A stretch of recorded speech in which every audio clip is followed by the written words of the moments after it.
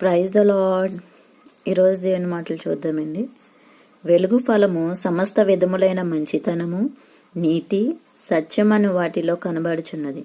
గనుక ప్రభువుకేది ప్రీతికరమైనదో దానిని పరీక్షించుచు వెలుగు సంబంధుల వలె నడుచుకొనుడి.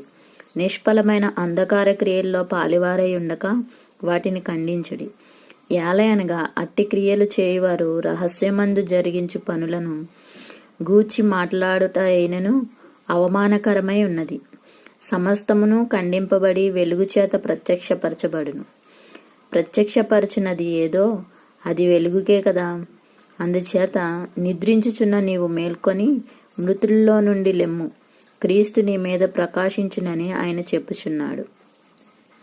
ఎపిసీలు రాసిన పత్రిక 5వ అధ్యాయం 9 నుంచి 14 వచనాలు.